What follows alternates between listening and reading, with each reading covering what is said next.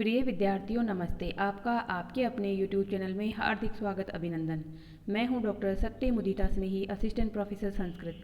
हम भारतीय दर्शन का एक सामान्य परिचय पढ़ रहे हैं। उसमें हमने अब तक जो पढ़ा उसका सारांश 2 मिनट में देख लेते हैं। अब तक हमने पढ़ा कि भारतीय दर्शन जो हैं वह आस्तिक और नास्तिक 2 शाखाओं में बटे हुए हैं। आस्तिक दर्शन, जिनको षड दर्शन भी कहा जाता है, वह दर्शन है जो वेदों की प्रामाणिकता को स्वीकार करते हैं। इसमें न्याय, वैशेषिक, सांख्य, योग, मीमांसा और वेदांत, ये 6 दर्शन शामिल हैं, अतः इन्हें षड दर्शन कहा जाता है। और नास्तिक दर्शन वे दर्शन हैं जो वेदों को प्रामाणिक नहीं मानते हैं। इसमें चारवाक, जैन और बौद्ध, ये 3 प्रकार के दर्शन शामिल हैं। तो यही विभाजन जो है प्रामाणिक विभाजन है। अन्य जो विभाजन है वह परीक्षाओं के लिए उपयोगी नहीं है। तो आप इसी को एग्जाम में पूछा जाता है तो इसी प्रकार लिखेंगे कि भारतीय दर्शन की 2 शाखाएं हैं, आस्तिक और नास्तिक। आस्तिक में 6 और नास्तिक में 3 बताते हुए आप इसको बताएंगे। छोटे प्रश्नों में आपके ये पूछा जाता है। और ये जो दर्शन विषय है वो बहुत महत्वपूर्ण विषय है। जो भारत की प्रतिष्ठित प्रशासनिक सेवाएँ हैं, जो UPSC है, जो RAS इत्यादि परीक्षाएँ हैं, उनमें भी ये पूछा जाता है। क्योंकि किसी भी मनुष्य को मनुष्य बनाने के लिए उसको एक अच्छा जो है राजकीय सेवक जो अपनी सेवा को अच्छी प्रकार से कर सके, उसके लिए उसे दर्शन के तत्वों का ज्ञान आवश्यक है। क्योंकि मानवता जो है उसकी सेवा के लिए ही कोई भी अधिकारी कार्य करता है, तो उसे ये ज्ञान होना चाहिए कि वह जो भी अच्छा बुरा कर्म करेगा वह लोगों को तो जो है संतुष्टि देगा ही देगा, साथ में उसके भी भाग्य में, उसके भी कर्मों में जुड़ेगा वह। तो मनुष्य को इसी के अनुसार व्यवहार करना चाहिए। और ये भारतीय दर्शन की जो मूलभूत विशेषता है वह अनादिकाल से चली आ रही है कि कर्म जो होता है, कर्म नियम जो हैं वह शाश्वत है। कर्म से कोई व्यक्ति भाग नहीं सकता है। जो उसने किया है वह उसे भोगना पड़ेगा, और जो उसने नहीं किया है उसको उसका फल उसे मिल नहीं सकता है कभी भी। तो आज हम देखते हैं भारतीय दर्शन की सामान्य विशेषताएं, यानी भारतीय दर्शन का जो वैशिष्ट्य। तो वैसे तो जो मैंने आपको भी बताया 9 दर्शन हैं, ये 9 दर्शन सभी कुछ न कुछ भिन्नताएं लिए हुए हैं, इसलिए इनका अलग से महत्व हुआ, इसलिए ये प्रतिष्ठित हुए। परंतु फिर भी कुछ ऐसी सामान्य विशेषताएं हैं, इसमें कुछ ऐसे साम्य तत्व हमें दिखाई देते हैं जिसके कारण हम इन्हें एक साथ लेते हुए आज और कल के वीडियो में, इसका पहला भाग आज और कल दूसरा भाग होते हुए, हम भारतीय दर्शन की कुछ महत्वपूर्ण विशेषताओं को देखेंगे जिनके आधार पर आप एग्जाम में अपना उत्तर लिख पाएंगे। तो देखिए स्क्रीन पर जैसा कि आपको दिखाई दे रहा है कि भारतीय दर्शन में सिद्धांतों की अनेक विभिन्नताएं हैं, परंतु कुछ सामंजस्य भी है। जिस प्रकार सभी जो मनुष्य होते हैं वह एक नहीं होते हैं, परंतु फिर भी उनमें एक मनुष्यत्व होता है, होना, बुद्धि तत्व होना, उनका जो एक ऊपरी ऊपरी जो आकार प्रकार है वह, उसको हम देखते ही कह देते हैं कि ये मनुष्य है, ये बंदर है, ये जो है कुत्ता है, ये मोर है। तो क्या हुआ, वो सब अपने आप में अलग है, पर फिर भी उनमें एक सामान्य तत्व हमें कुछ दिखाई देता है। उसके आधार पर हम कह देते हैं कि वह ये अमुक तत्व है, अमुक व्यक्ति है, अमुक प्राणी है। तो इसी प्रकार से हमें क्या करना है, यहाँ पर कुछ मुख्य मुख्य विशेषताओं को देखना है भारतीय दर्शन की, सभी विशेषताओं में से जो सभी में सामान्य रूप से पाई जाती है, कॉमन है जो। तो देखिए यहाँ पर कि सभी व्यक्ति सभी कार्यों के योग्य नहीं होते, अर्थात सभी में सभी कुछ गुण नहीं होते। विशेषतः धार्मिक, दार्शनिक, सामाजिक विषयों के लिए योग्यता अनुसार अधिकार भेद तो होता ही है। सभी व्यक्तियों में कुछ अलग अलग प्रकार के उसमें भेद होते हैं। जितने भी भारतीय दर्शन हैं सभी मानव व्यवहारिक जीवन के लिए भिन्न भिन्न साधन प्रदान करते हैं। तो देखो एक सामान्य विशेषता आई कि व्यवहारिक जीवन के लिए कुछ ना कुछ हमें उपाय बताते हैं। वो चारवाक के भौतिकवाद से लेकर शंकर के वेदांत तक जितने भी दर्शन हैं सभी योग्यता तथा स्वभाव के अनुसार विचारमय जीवन बिताने के लिए भिन्न भिन्न मार्ग बताते हैं। तो जब मनुष्य भिन्न भिन्न है तो मनुष्य के द्वारा जो उसका मार्ग निर्देशित करने वाले जो संप्रदाय हैं, जो दर्शन हैं, जैसे कि चारवाक, जैन, बौद्ध, तो वो भी भिन्न भिन्न होना स्वाभाविक है। तो ये मनुष्य की आवश्यकता के अनुसार ही विकसित हुए हैं ये अलग अलग संप्रदाय। तो यहाँ पर यही कहना चाह रहे हैं कि कुछ व्यक्ति चारवाकी हो सकते हैं, कुछ वेदांती हो सकते हैं, कुछ बौद्ध के समान हो सकते हैं, कुछ जैन के समान हो सकते हैं। तो इसी से यह निकलते हैं उनकी योग्यता और स्वभाव के अनुसार उनका मार्ग निर्देशित करने के लिए विभिन्न प्रकार के दर्शनों का महत्व आज भी हमारे समाज में प्रतिष्ठित है। तो इसी प्रकार हम देखेंगे यहाँ पर कि विभिन्न दर्शनों के अनुयायियों का अधिकार भेद हमें पता है, तो इसलिए दर्शनों में भी बहुत भेद है, परंतु सभी दर्शन व्यवहार के योग्य हैं, सभी हमें कुछ न कुछ जीवन उपयोगी ज्ञान देते हैं। तो अब हम देखते हैं इसमें कि ऐसी क्या विशेषताएं हैं जिसके आधार पर हम इसको आज देख रहे हैं। तो सबसे पहली और मुख्य विशेषता है इसकी कि उद्देश्य, जो दर्शन है उसने कुछ ना कुछ उद्देश्य रखा है हमारे सामने, उस उद्देश्य की प्राप्ति के लिए वो हमारा सहायक सिद्ध होता है, उपयोगी सिद्ध होता है। तो उद्देश्य क्या है? पुरुषार्थ चतुष्टय। पुरुषार्थ चतुष्टय आपको पता है 4 प्रकार के पुरुषार्थ होते हैं, तो उन पुरुषार्थों को प्राप्त करने का साधन हमें दर्शन से प्राप्त होता है। तो दर्शन ही किसी देश की सभ्यता तथा संस्कृति को गौरवान्वित करता है। दर्शन की उत्पत्ति स्थान विशेष के प्रचलित विचारों से होती है। जैसे हमारे यहाँ पर क्या हुआ, दुख की वजह से मन में अशांति जागी और उस दुख को दूर करने के लिए उपाय खोजे गए। और जो पाश्चात्य दर्शन है वहाँ पर आश्चर्य से दर्शन की उत्पत्ति होती है। उन्होंने जो देखा बाहर वंडर के रूप में कि ये क्या है, ये कैसे है, इस तरह से वहाँ आश्चर्य के वजह से दर्शन की उत्पत्ति हुई। तो दर्शन की उत्पत्ति स्थान विशेष के प्रचलित विचारों से होती है। अतः दर्शन में स्थानीय विचारों की छाप अवश्य पाई जाती है। भारतीय दर्शन में मतभेद तो पाया जाता है, किंतु भारतीय संस्कृति की छाप रहने के कारण उसमें साम्य भी है। तो भारतीय संस्कृति चूँकि इनका आधार है, तो इसलिए कुछ ना कुछ कॉमन बात इनमें होनी ही चाहिए। और वैसे भी जो दर्शन है, 6 दर्शन तो वेदों पर आश्रित है, तो उनमें वैदिक और उपनिषदिक तत्व होंगे, तो इसलिए वो उसमें साम्य होगा। और जो अपने आप को अलग कहते हैं, चारवाक, जैन, बौद्ध, वो अपने आप को पूर्णतः अलग नहीं कह सकते हैं, उनमें भी कहीं ना कहीं उन विचारों की छाप अवश्य है, क्योंकि सर्वप्रथम तो वह भी भारतीय संस्कृति के ही अंग है। बाद में उन्होंने अपना एक अलग विचार रखा, तो इसलिए इनमें साम्य पाया जाता है। और ये साम्य क्या है? नैतिक तथा आध्यात्मिक साम्य इसको कहा जा सकता है। ये सभी दर्शन पुरुषार्थ के साधन के लिए हैं। भारत के सभी दर्शन मानते हैं कि दर्शन जीवन के लिए बहुत उपयोगी है, अतः जीवन के लक्ष्य को समझने के लिए दर्शन का परिशीलन नितांत आवश्यक है। तो अब पुरुषार्थ चतुष्टय में अगर आपको इसको थोड़ा व्याख्या करके लिखना हो, तो आपको पता है कि धर्म, अर्थ, काम और मोक्ष, ये 4 पुरुषार्थ होते हैं। तो चार वाक को छोड़कर शेष सभी जो दर्शन हैं वह मोक्ष को ही अपने जीवन का परम लक्ष्य, परम उद्देश्य मानते हैं, और उस मोक्ष प्राप्ति के निमित्त धर्म, अर्थ और काम को साधन के रूप में प्रस्तुत करते हैं।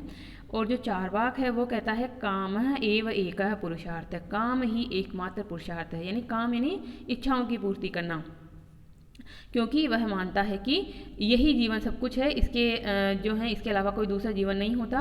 तो वह इच्छाओं को महत्व देता है और भौतिकतावाद की ओर हमें ले जाता है। तो ऐसा भी जो है जीवन, ऐसे भी हमें संसार में प्राणी मिलते हैं जो इसी जीवन को महत्व देते हैं और आगे की या भविष्य के बारे में नहीं सोचते, तो हमें उनको भी महत्व देना चाहिए। तो यहाँ पर पुरुषार्थ जीवन का साधन होता है और लक्ष्य होता है उसका, पुरुषार्थ का अंतिम जो तत्व है मोक्ष, मोक्ष अर्थात मुक्ति। तो जन्म मरण के चक्र से मुक्ति मिलती है, दुखों से मुक्ति मिलती है, तो जीवन जो है वह सफल माना जाता है। पुनः व्यक्ति दुख और सुख के चक्र में नहीं पड़ता है। तो दर्शन का उद्देश्य केवल मानसिक कुतूहल की निवृत्ति नहीं है, बल्कि किस प्रकार मनुष्य दूरदृष्टि, भविष्य दृष्टि और अंतर्दृष्टि के साथ अपने जीवन व्यतीत कर सके, इसी की शिक्षा देता है दर्शन। क्योंकि अभी हम जो कर्म कर रहे हैं उससे हमारा जो है आगे का जन्म तय होगा, तो भविष्य की दृष्टि भी हमें रखनी पड़ेगी। कई बार आपने देखा होगा कि इस जन्म में अच्छा कर्म करने वाला व्यक्ति बहुत दुख भोग रहा होता है, तो वो इसलिए नहीं भोग रहा होता है कि वो अच्छे कर्म कर रहा है तो भी उसे दुख मिल रहा है, बल्कि वह, अभी हम पढ़ेंगे इसकी विशेषताओं में आएगा, 3 प्रकार के कर्म होते हैं। तो प्रारब्ध कर्मों की वजह से उसे वो दुख मिलता है, और वर्तमान में जो कर्म करता है क्रियमाण कर्म, वो उससे उसका आगामी जीवन तय होगा।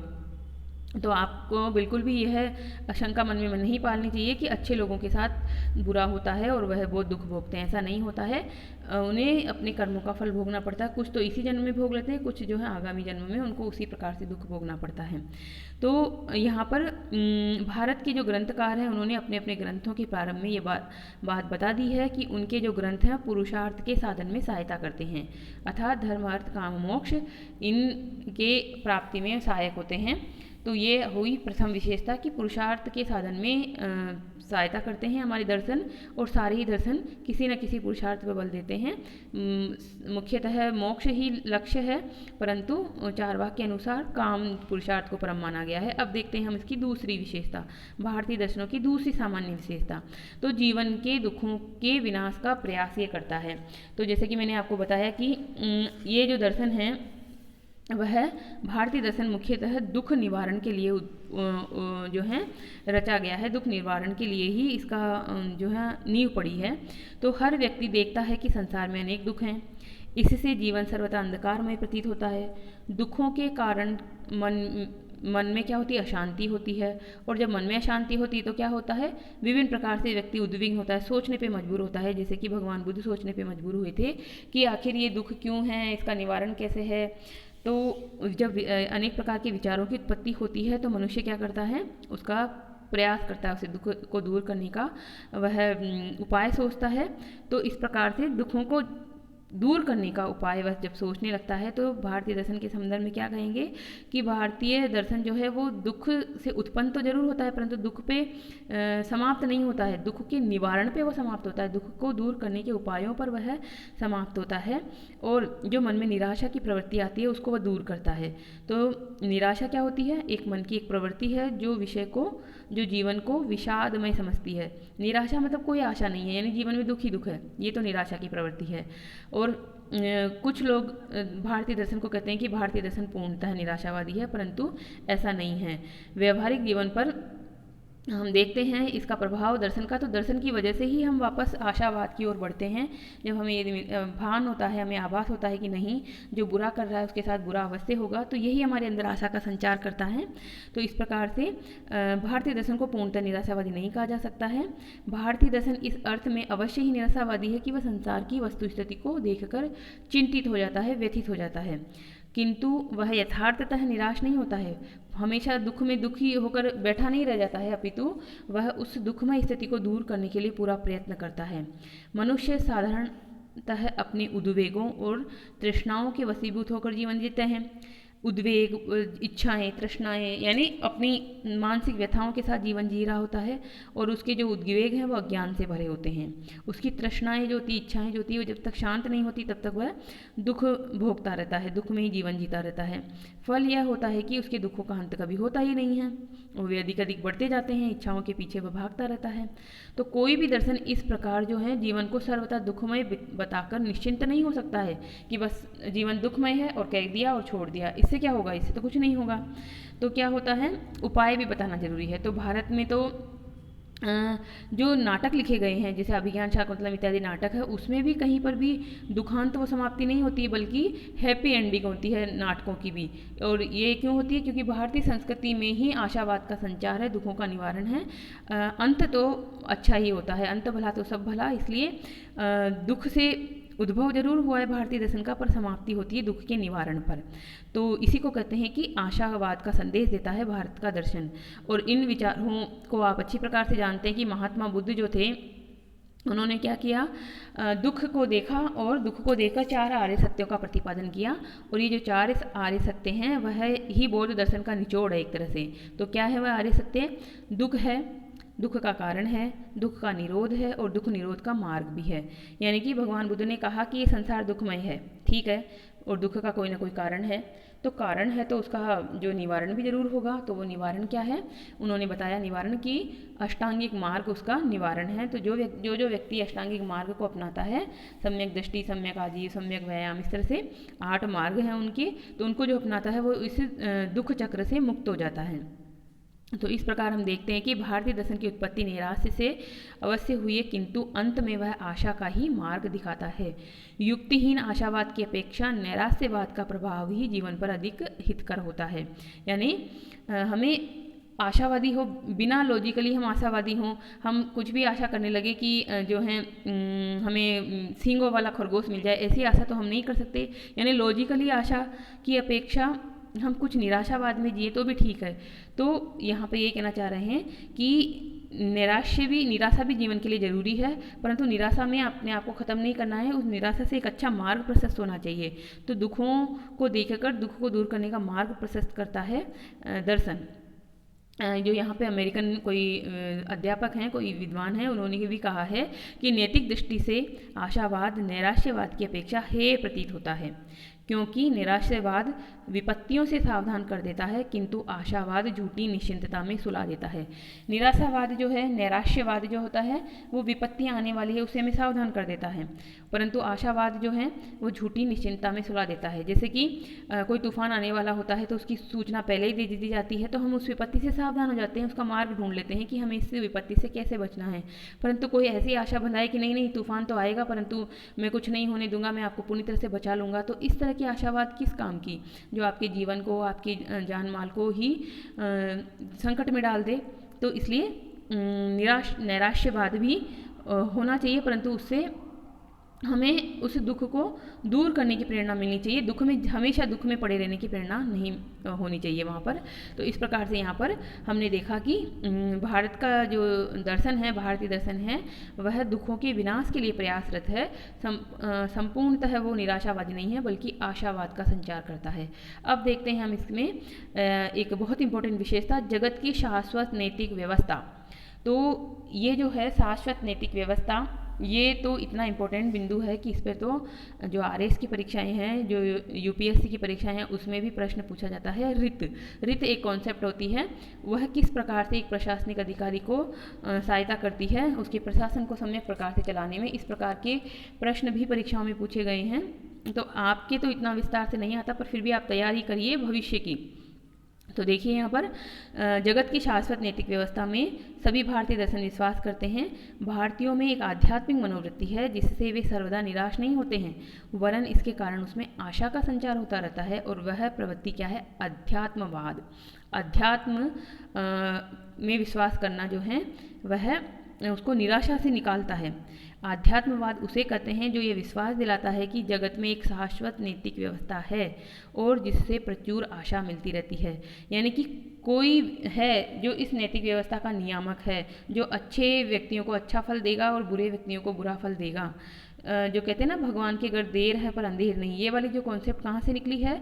ये इसी से निकली है कि शाश्वत नैतिक व्यवस्था का विधान करने वाला जो ईश्वर है, कर्म फलों का एक खाता बही रखने वाला एक ईश्वर या भगवान है, कर्म नियमों के अनुसार वह फल देता है। तो इसी से निकलती है नैतिक व्यवस्था की नींव। तो हमारी जितनी भी आकांक्षाएं हैं उसमें नैतिक व्यवस्था की आकांक्षा भी सम्मिलित होती है। दांते और वर्षवत, दांते जो हैं और एक वर्षवत एक कवि हैं, पाश्चात्य दार्शनिक हैं, उन्होंने जो भी कोई कविताएं लिखी हैं उन्होंने भी आशावाद का संचार करने वाली ही कविताएं लिखी है। उनकी कविताओं में एक अलौकिक शक्ति पाई जाती है जिससे पाठकों में स्फूर्ति बढ़ती है, आशा का संचार होता है। और इसी प्रकार से भारत के जो दर्शन हैं वह भी नैतिक व्यवस्था के प्रति विश्वास और श्रद्धा का भाव उत्पन्न करते हैं। तो एकमात्र चारवाक दर्शन को छोड़ दें जो कि भौतिकवाद पर आधारित है, तो चारवाक भौतिकवाद का को ही एकमात्र मानता है। तो चारवाक का भौतिकवाद इसका अपवाद है। चारवाक के अतिरिक्त और जितने भी भारतीय दर्शन हैं, चाहे वे वैदिक हों या अवैदिक, ईश्वरवादी हों या अनीश्वरवादी, श्रद्धा एवं विश्वास की भावना से ओतप्रोत हैं, यानी पूर्णतः श्रद्धा और विश्वास में है।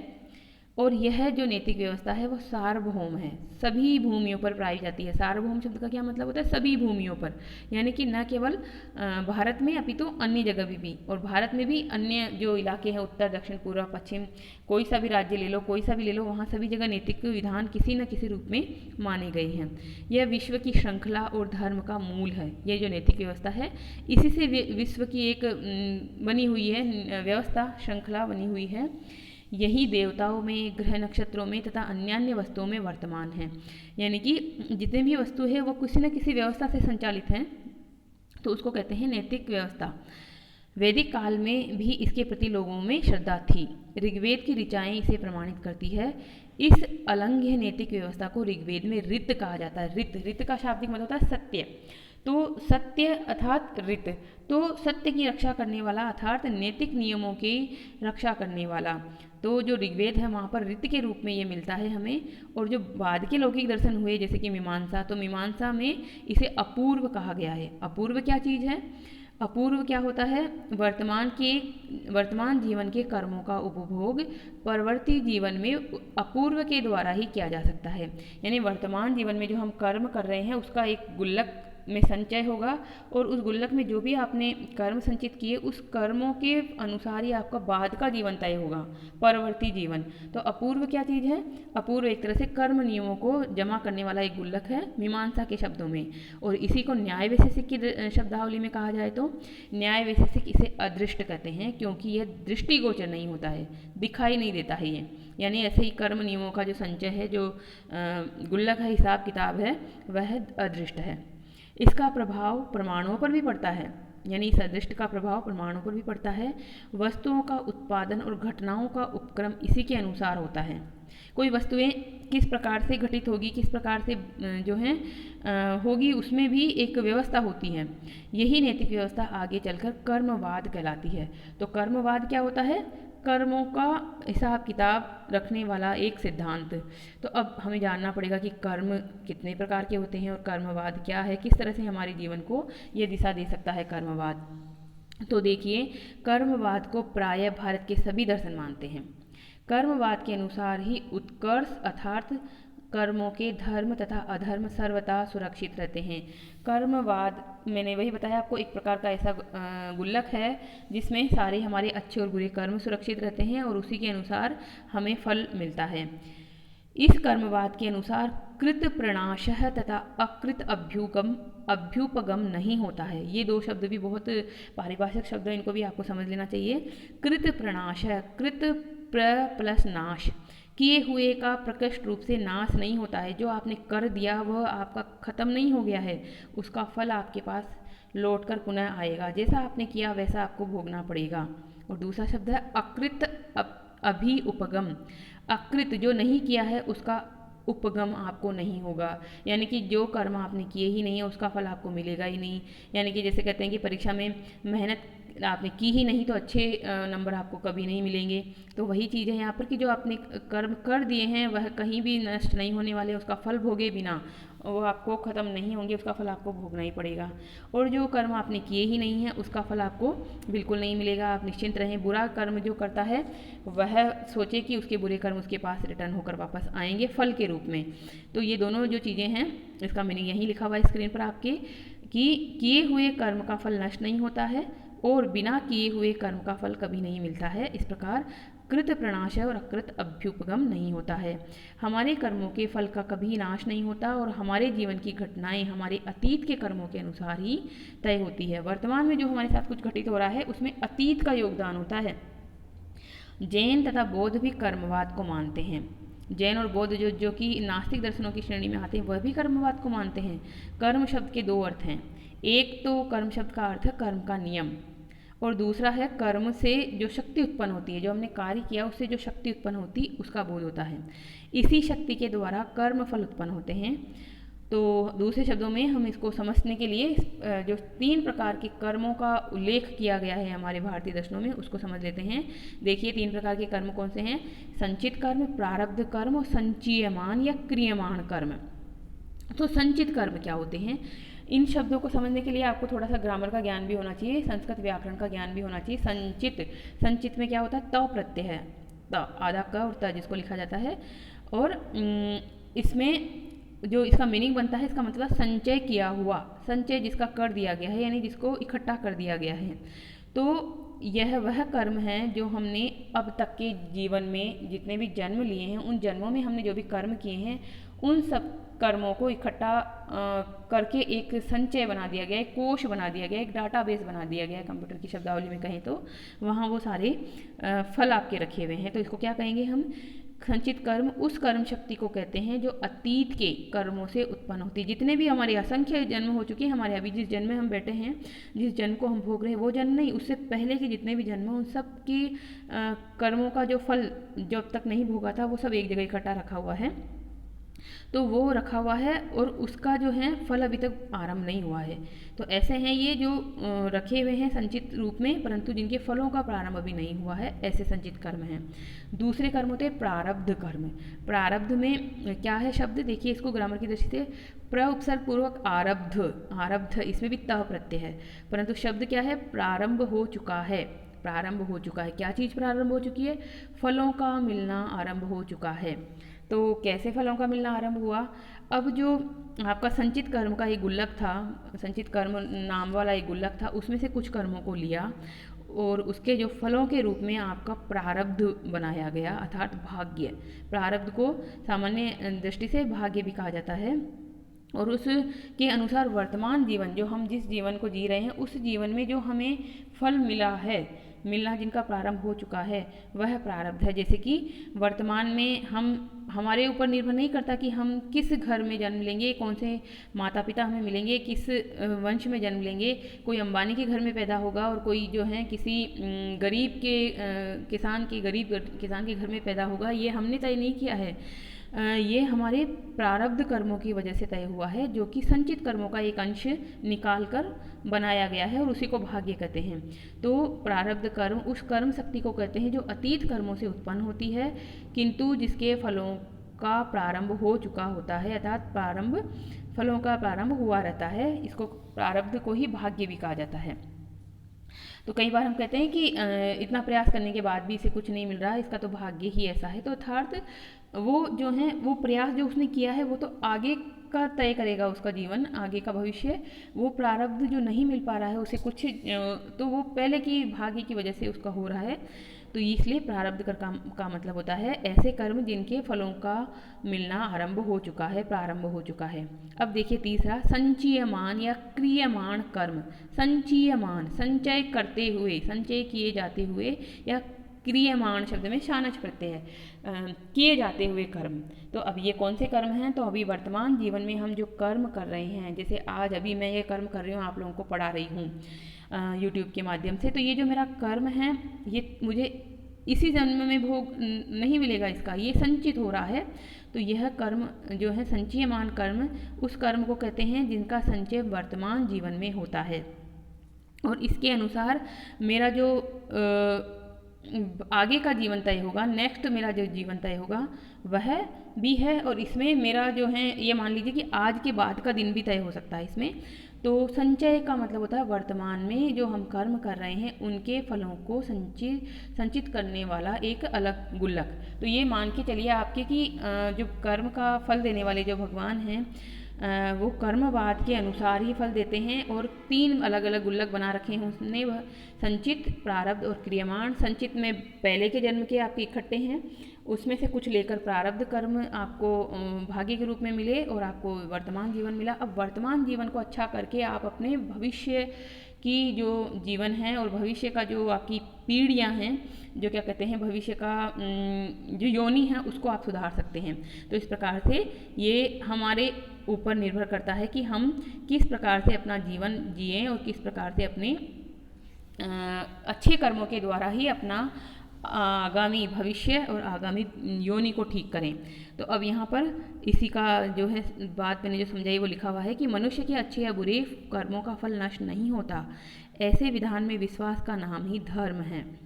इस तरह के विश्वास के कारण ही जैन धर्म तथा बौद्ध धर्म अनीश्वरवादी होते हुए भी धर्म कहे जा सकते हैं। अब जैन धर्म और बौद्ध धर्म इस शब्द के पीछे धर्म शब्द क्यों लिखा है, क्योंकि यह भले ईश्वर को नहीं मानते परंतु यह कर्म को मानते हैं और वो कर्म जो है वही धर्म है, आपका कर्तव्य। धर्म का गीता में जो एक अर्थ होता है वह कर्तव्य भी होता है, कर्म भी होता है। संसार में नैतिक व्यवस्था है, यह विश्वास होने से ही लोगों में आशा का संचार होता है। ऐसी हालत में लोग अपने को ही अपना भाग्य निर्माता समझते हैं। अब भाग्य का निर्माता, तो हम जैसे अगर हम ये मान के बैठ जाएं कि सब कुछ पहले से निर्धारित है, मैं तो कुछ नहीं करूँगा या करूँगी, तो आप जो है कर्म ही नहीं करेंगे, तो भाग्य तो आप खुद बनाएंगे ना। आपका भाग्य, भाग्य का क्या मतलब होता है, पहले के जन्मों से निकाल कर जो कुछ कर्म थे वो आपको देकर इस जन्म का भाग्य तय किया, और अभी जो आप कर्म कर रहे हैं उससे आपका आगामी आज के बाद का दिन तय होगा। तो भाग्य निर्माता आप खुद हैं। तो भारतवासी जो हैं अपने वर्तमान जीवन के दुखों को अपने पूर्ववर्ती जीवन के बुरों कर्मों का ही परिणाम मानते हैं। वर्तमान जीवन के सुकर्मों से अपने भविष्य जीवन को सुखमय बनाने की आशा रखते हैं। तो वर्तमान में हम अच्छा कर्म करके अपने भविष्य के जीवन को अच्छा कर सकते हैं। मनुष्य के जीवन में इच्छा की स्वतंत्रता और पुरुषकार दोनों ही संभव है। इच्छा की स्वतंत्रता यानी मनुष्य कर्म करने के लिए स्वतंत्र है, परंतु उसके फल को भोगने के लिए वो स्वतंत्र नहीं है। फल तो जैसे उसने कर्म किए उसके अनुसार ही उसे मिलेंगे। तो इसमें जो कहते हैं भारतीय दर्शन में स्वतंत्रता भी है और नियतिवाद भी है, फिक्स भी है। तो स्वतंत्रता है कर्मों को करने की स्वतंत्रता और नियत है आपके फलों को भोगना आपको निश्चित रूप से पड़ेगा। तो दोनों चीज़ें मिलती है इसमें। ये भी एक बहुत उलझी हुई कॉन्सेप्ट है जिसको आसानी से समझाया जा सकता है कि आप जो है कर्म करने में स्वतंत्र हैं, परंतु फल को भोगने में नियत हैं, फिक्स हैं, फल आपको भोगने ही पड़ेंगे। तो इससे ये स्पष्ट है कि कर्मवाद का अर्थ भाग्यवाद या नियतिवाद नहीं है बिल्कुल भी। कर्मवाद का मतलब है कर्म किए जा, फल की इच्छा मत कर, फल तो अपने आप ही मिलेंगे। जो गीता का निष्काम कर्म है वही वाकई में कर्मवाद का मूलभूत अर्थ है। तो आज हम अपने इस सामग्री को यहीं विराम देते हैं। आपको जो है ज़रूर ये सामग्री अच्छी लग रही होगी, आपके जीवन के लिए बहुत उपयोगी सिद्ध होगी। तो इसको ज़्यादा से ज़्यादा लाइक कीजिए, सब्सक्राइब कीजिए चैनल को। चैनल पर पहली बार आए हैं तो जो है बेल आइकन को दबाकर यूट्यूब पे जो बेल आइकन होता है उसके पास में ही ऑल शब्द होता है उसको क्लिक कर लेंगे तो सभी जो वीडियो इस चैनल पर डाले जाते हैं वो आपको मिल जाएंगे तुरंत ही। और बहुत ही उपयोगी सामग्री आपके लिए प्रस्तुत की जा रही है। तो आप ज़्यादा से ज़्यादा इसका लाभ उठाइए, ज़्यादा से ज़्यादा इसको अन्य लोगों तक पहुँचाइए। किसी भी तरह की आपकी कोई समस्या हो तो कमेंट बॉक्स में अवश्य लिखें। कोई अच्छी प्रतिक्रिया हो तो वो भी लिखें, क्योंकि आपकी जो अच्छी प्रतिक्रिया होती है, अच्छे जो फीडबैक होते हैं उससे हमें पॉजिटिव एनर्जी मिलती है। उस प्रयास को करने के लिए ज़्यादा हम मेहनत करते हैं और अच्छा मेहनत करते हैं कि हमारा जो लाभ है, हमारा जो मेहनत है उसका लाभ बहुत से लोगों तक पहुंच रहा है। तो धन्यवाद। यहीं पर हम विराम देते हैं इसको। कल फिर मिलेंगे इसके अगले भाग के साथ जिसमें हम इसकी भारतीय दर्शन की बची हुई और सामान्य विशेषताएं देखेंगे। धन्यवाद, बहुत बहुत आभार।